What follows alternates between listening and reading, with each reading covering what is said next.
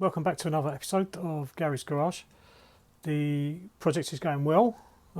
Ordered a load of stuff, still saying can't get rid of it. I'll take you around what I've done so far, getting the frame and the swing arm ready for the next step. So, we've got the smaller bearings in the swing arm and this spacer fits nicely in there. I've got to grease the bearings up. They're not greased at the moment. Still waiting for the main bearings to turn up.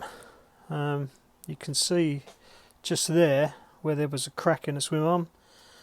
That's been welded, and I've had to file it down just a little bit here because the dust caps on the end need to fit over there. The frame, I'm just preparing the journals now for fitment of the races for the front yokes. I've got the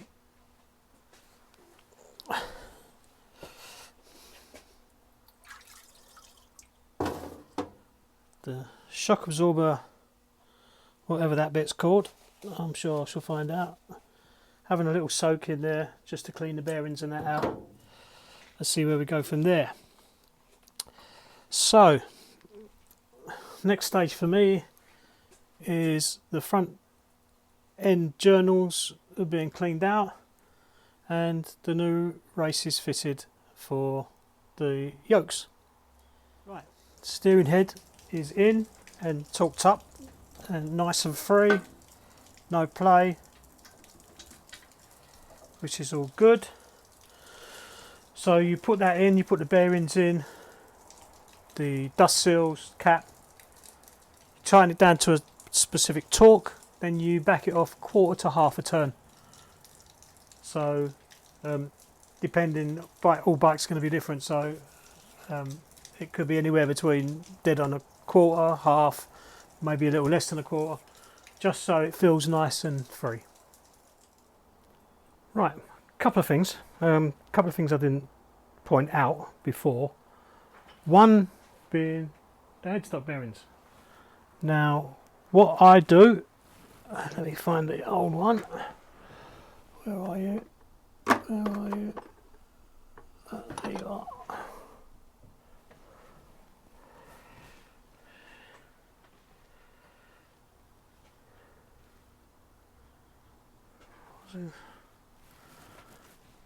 So generally what I'll do is when I place the outer race in, I'll use the old outer race to gently tap it in the four corners. 1, 2, 3, 4. Slowly, slowly, slowly. And you hear the note change when it hits the bottom. It gets like a ping. And that's how I generally put them in. I haven't got a press or anything like that, so I use a lovely copper hammer so you don't damage anything should it slip. I'm still with the forgive me. So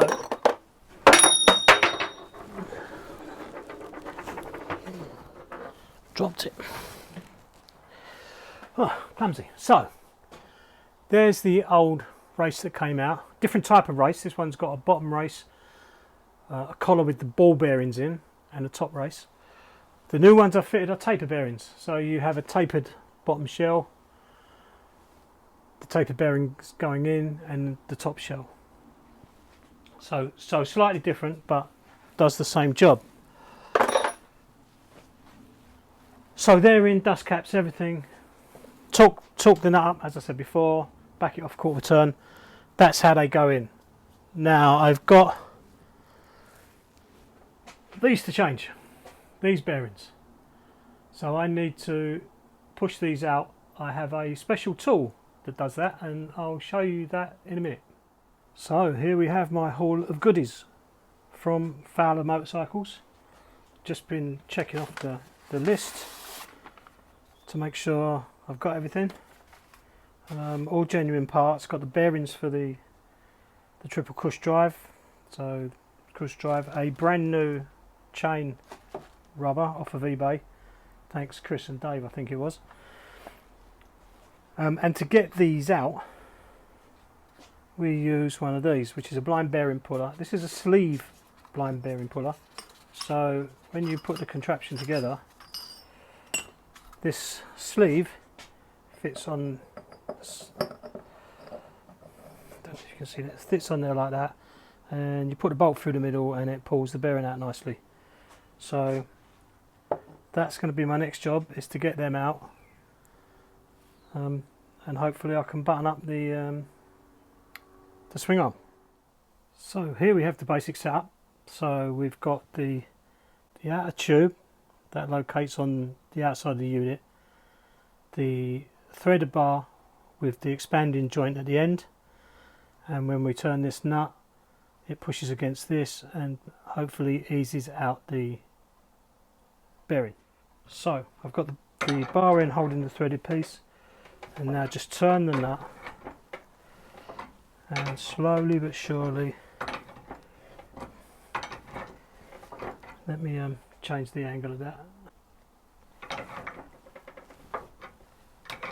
So as we turn the nut round, that's pulling that out really nicely.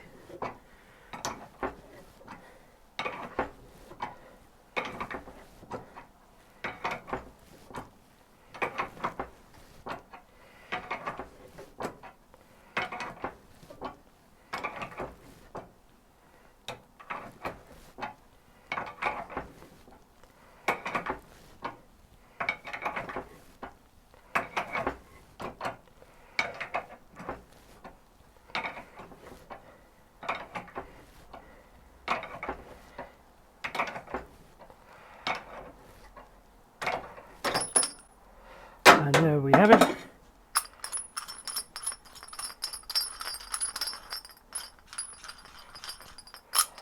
You can see there the bearing, the end opens out to grip the bearing, and that's pulled straight out. So here we have all the new bearings installed, including the spacers. Stupidly, I only ordered one of those, and I need one for that side. So it is a 09263 20071, and they're about 27 quid as I remember. But got the new spacer to go in there, new washer for the end of there. I've got the new chain buffer, new washers to go on the dust caps. The dust caps are good, they're a bit grimy, but I've cleaned them up. I'm not paying what they want for them, as they're usable. I've still got to get one of those, which seems hard to come by, and then we can start assembling the swing arm in there, waiting for the swing arm bearings to come. The new spacers came that are just there. I've got one good bearing, although it was one I messed up, but it's still in good shape. Don't know what I'll do with that, to be fair, but it might come in handy for something. And that's it. So I've got to order another bearing for the triple cush something they call it, which I stupidly forgot to order two of. I only ordered one of, but they're pretty good. They can do next day delivery. Not that I need next day delivery, but it'd be nice to get them. And for now, I need to stop spending, because I've spent a lot of money so far on not a great deal of stuff. Bearings, spacers, washers, that kind of thing. I am making a list of everything that I spend, so I can scare myself at the end of the project. And it is a bit frustrating, because I want to crack on. I haven't got the bits to crack on, but I'm sure all the way through it's going to be like that. I'm going to need fuel hoses, because it's got an external fuel pump, and when I took the fuel hoses off, they were just like wood, brittle, crumbled, and they're shaped, so they're pretty expensive as well. Although I have got some fuel pipe, but it's not shaped, it's just the length of pipe. I'd rather have the real stuff if I can get it. Then Once that's done, it's engine in. Try and button the engine up, get it back on the ABBA stand. Can't wait for that, then it's all manoeuvrable around and I haven't got to start humping stuff everywhere. So the next time I see you, hopefully I've got the swing arm bearings and I'll show you how I put them back in the triple cush, the shock linkage. Triple shock linkage, that's what I'll call it. So next time I see you, we'll be installing that. Okay, so the method of installing that I use these bearings in the triple joint, the cush drive for the rear shock, is using a piece of studding. So bearing in mind that this end has got the large seal in it to stop all the detritus going inside. So another rule of thumb is where it's stamped, where all the information is stamped on the edge, always goes to the outside. So I just start that off, push it in. Then we take a piece of threaded rod that I got corrected for in Screwfix when I asked for some studding, some 10mm studding. The lady, I'm not saying it just because it was a lady, but the lady looked at me puzzled and didn't really know what I wanted. So it's difficult to explain what you want, to describe to someone. Oh, I need a piece of rod that's a piece of studding that's threaded. And she looked at me and went, "Oh, you mean threaded rod?" So, well, if that's what you call it, that's what I need. Threaded rod. Okay, so we get to that stage. Threaded rod through, nice large washers on the end, a washer on top of that, and we've got the two nuts. Now, where is it? So now I'll use a spanner on this side, and this spanner will rest on the bench. And then what I use, very gently, put the socket on the end and then start to screw it in. So as we go in, it straightens itself out and we can give it a nice good push, and this draws the bearing, as you can see, it's drawing the bearing into the housing. And it's not damaging the other bearing because this washer is on the housing. This is just one method. If you had a nice machine press, you could use that. And if you had a big enough vise, you could as well. If you had a big enough vise, you could still use the washers, start it off, and then screw the vise in rather than using the socket and the threaded nut.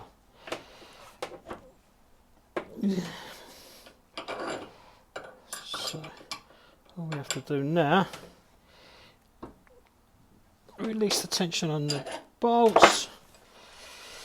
Be careful how, always lifting it so it's not touching the rollers inside, and just unscrew the rod.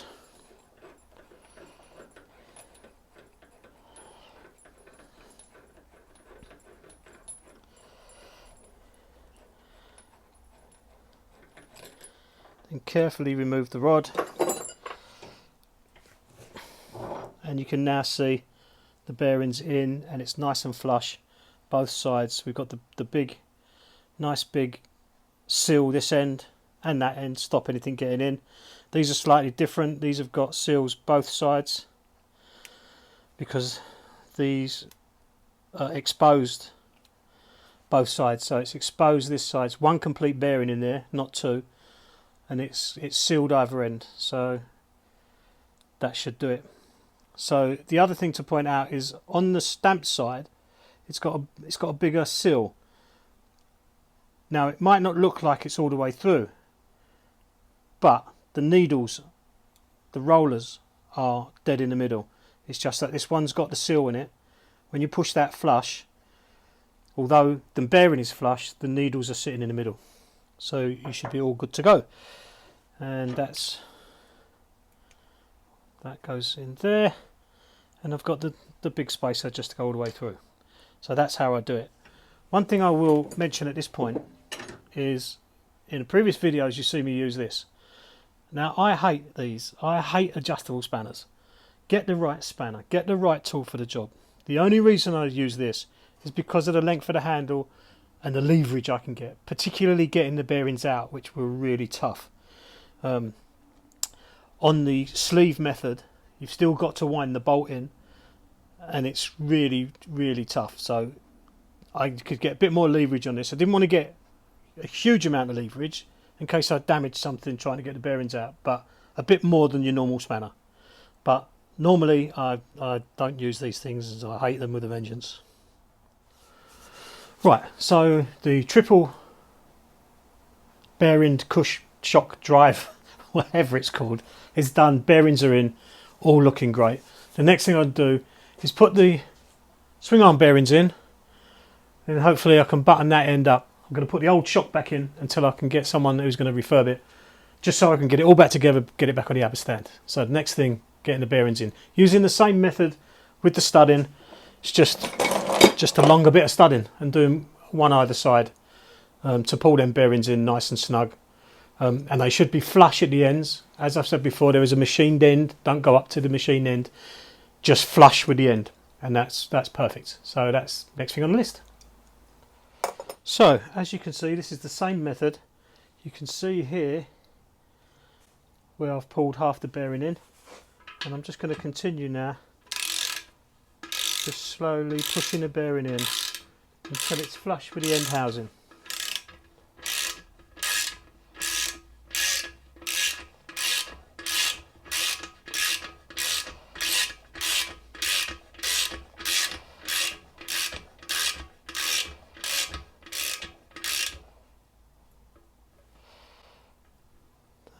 Good. That's good.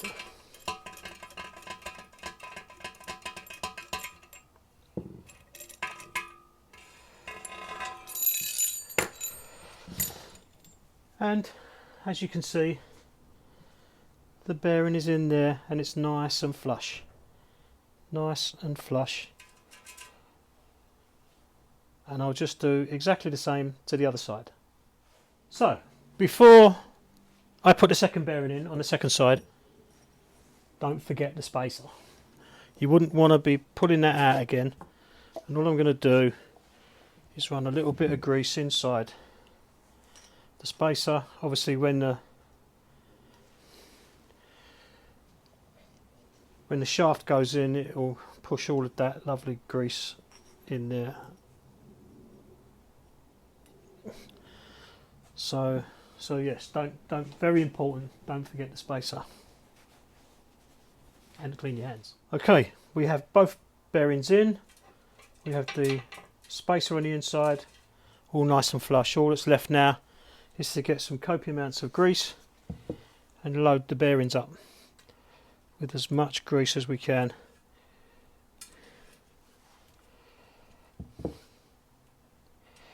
What you need to do is get your grease in there and just roll it around the bearing, and you'll see all the grease disappear. You think, where the hell's that gone? Well, it's gone in the casing behind the bearing. So get your fingers nice and mucky, get that grease in there,